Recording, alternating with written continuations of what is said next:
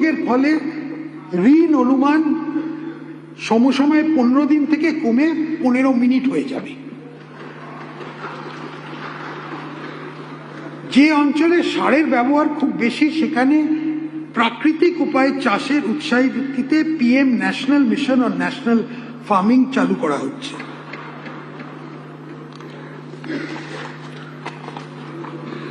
ধান চাষিরা যাতে উৎপাদনের জন্য লাভজনক মূল্য পান তা নিশ্চিত করতে চাষিদের আরও সহায়তা দিতে খারিফ মরশুমে প্রতিটি কুইন্টালে ন্যূনতম সহায়ক মূল্যের ওপর অতিরিক্ত 200 টাকা ইনসেন্টিভ দেওয়া হবে।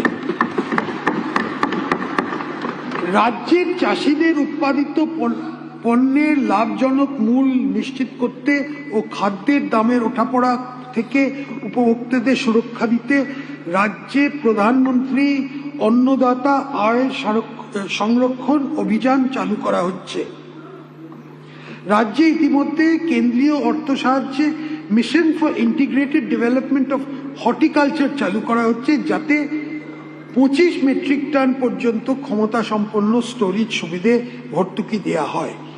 আরো বড় 100 মেট্রিক টন ক্ষমতা পর্যন্ত বহুমুখী কোল্ড স্টোরেজ ও প্যাকিং সেন্টার তৈরিতে উৎসাহ দিতে রাজ্যের তরফে 35% ভর্তুকি দেওয়ার জন্য 100 কোটি টাকা বরাদ্দ করা হচ্ছে। আলু চাষিদের হাতে সময়ের মধ্যে গুণসম্পন্ন আলু বীজ পৌঁছে দিতে রাজ্য ICAR এর সাহায্যে স্থানীয়ভাবে বীজ উৎপাদনের ওপর উৎসাহ দেবে। এই জন্য 100 কোটি টাকা বরাদ্দ করা হচ্ছে।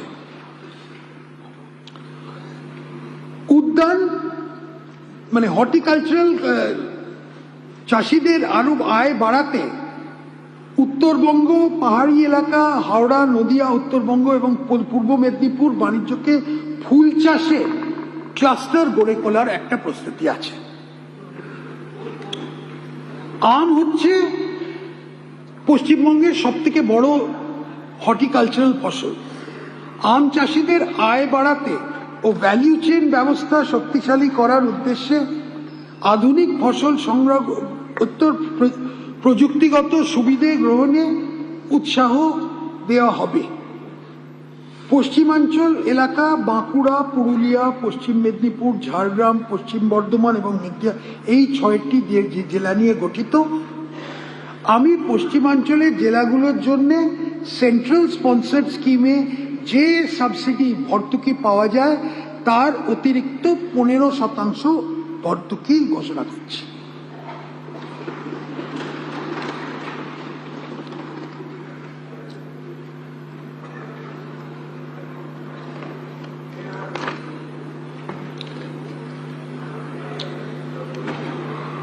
এখানে আরো অনেকগুলো আছে যেগুলো আপনারা পড়ে নেবেন। ওখানে আমি সময়ের কারণে আমি অন্যদিকে এগিয়ে যাচ্ছি।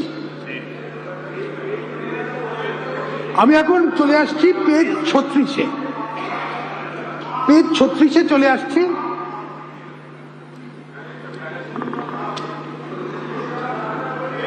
আমাদের নতুন সরকার ইতিমধ্যে বিনিয়োগ বান্ধব ব্যবস্থার পরিবেশ গঠনের জন্য বেশ কিছু ব্যবস্থা নিয়েছে। লজিস্টিক পার্কের উন্নয়ন এবং PM গতিশক্তি ন্যাশনাল মাস্টার প্ল্যানের অধীনে বর্তমান পোর্টের আপগ্রেডেশন, সাগরমেলা 2 কেমিক্যাল পার্কের জন্য স্কিম, ভারত ঔদ্যোগিক বিকাশ যোজনা এ দুর্গাপুরে ইন্ডাস্ট্রিয়াল নোড করে এবং নদিয়া জেলার ধুলিয়া ইন্ডাস্ট্রিয়াল ক্লাস্টার তৈরি করা হবে। অর্থনৈতিক বিকাশ, শিল্পে বিনিয়োগ ও কর্মসংস্থানকে উজ্জীবিত করতে ইন্ডাস্ট্রিয়াল করিডোর বরাবর ক্লাস্টার তৈরির মাধ্যমে শিল্পের উন্নয়ন জোর দিতে রাজ্য সরকার West Bengal Investment Promotion Framework চালু করবে। একটা MSME এবং শিল্প প্রকল্পে বিনিয়োগে উৎসাহ দেবে। উত্তরবঙ্গ এবং পশ্চিমাঞ্চল বিনিয়োগে অগ্রাধিকার দেবে। গ্রিন এনার্জি ব্যবহারে উৎসাহ দেবে এবং বিদ্যুৎ চালিত গাড়ি, সেমিকন্ডাক্টর ডিভাইস ও ডিজাইন এটসেট্রা এইগুলো করা, ইনসেন্টিভ পলিসি একটা অন্তর্ভুক্ত করা হবে। এর জন্য 5,000 কোটি টাকা বরাদ্দের প্রস্তাব দিচ্ছি।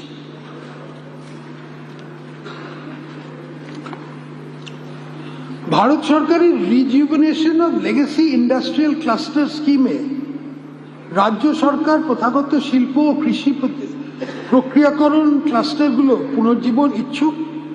বিশেষত হাওড়া ও হুগলিতে পাট শিল্প এবং দার্জিলিং ও শিলিগুড়িতে চাষ ও কৃষি প্রতিক্রিয়াকরণ ক্লাস্টার। এর জন্যে এই 2026-27 অর্থবর্ষে 1,000 টাকা দেওয়া হচ্ছে।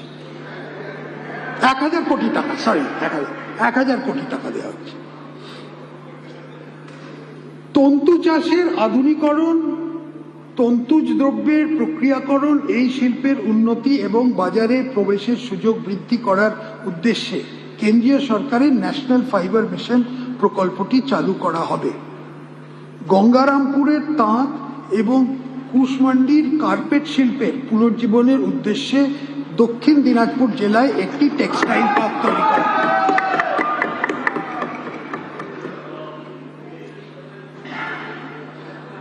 শিলিগুড়ির একটি অন্যান্য কৌশলগত অবস্থান আছে।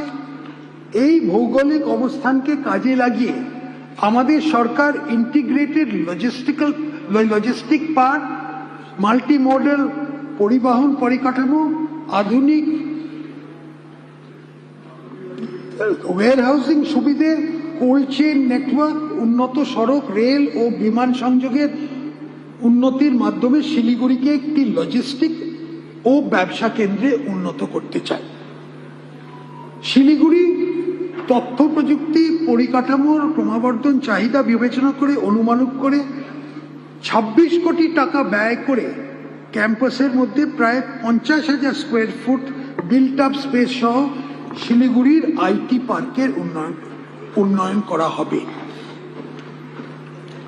আমাদের সরকার দুর্গাপুরে একটি সেমিকন্ডাক্টর ইউনিট স্থাপনের প্রস্তাব রাখছে।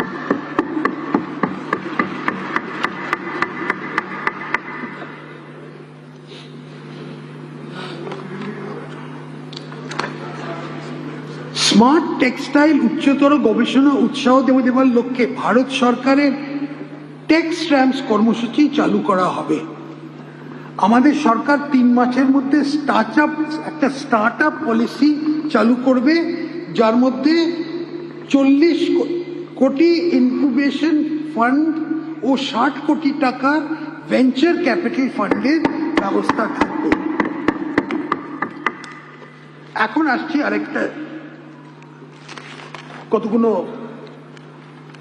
যেটা সর্বভারতীয় কিছু তার একটা ইমপ্লিকেশন আছে। A Chief Minister's Science and Technology Talent Attraction Fund will be set up for attracting world-class scientists and technologists to build the technology-driven ecosystem in the state. এটা ভারতীয় প্রবাসী বাঙালি অনেকে আছে, তাদের জন্যই একটা M. I propose an allocation of rupees 50 crore for this purpose in this financial year.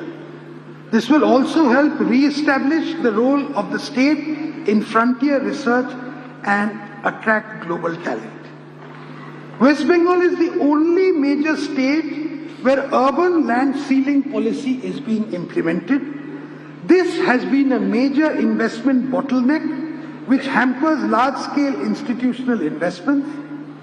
I hereby announce that Urban Land Ceiling and Regulation Act of 1976 will be re-examined to unlock the potential of developable land, attract investments and fuel economic growth.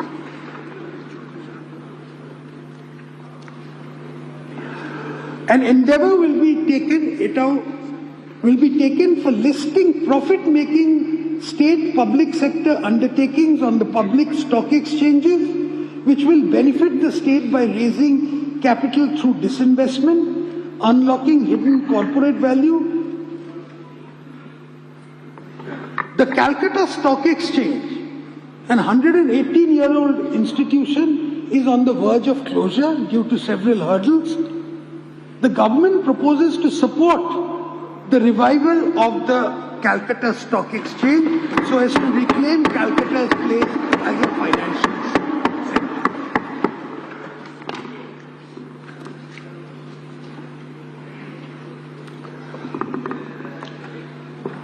বৃহৎ শিল্প বিনিয়োগ সহজ করতে is of doing বিজনেসের উন্নতির জন্য 100 কোটি টাকা ও তার বেশি প্রস্তাবিত বিনিয়োগের ক্ষেত্রে জেলা পরিষদ ও পঞ্চায়েত সমিতি থেকে আলাদা করে বিল্ডিং প্ল্যান অনুমোদন, ট্রেড লাইসেন্স ও অন্যান্য প্রাসঙ্গিক অনুমতি নেবার ক্ষেত্রে ছাড় দেওয়া হবে। এটা 100 কোটি টাকার যারা তার বেশি যারা প্রপোজাল দিচ্ছে। এই পরিবর্তে রাজ্য সরকার এই অনুমতিগুলো প্রয়োজনীয় আন্তঃবিভাগীয় সমন্বয়ের মাধ্যমে রাজ্য পর্যায়ের এক সিঙ্গেল উইন্ডো স্কিম করে এটা নির্দিষ্ট সময়সীমার মধ্যে নিষ্পত্তি করা ও মঞ্জুর করবে।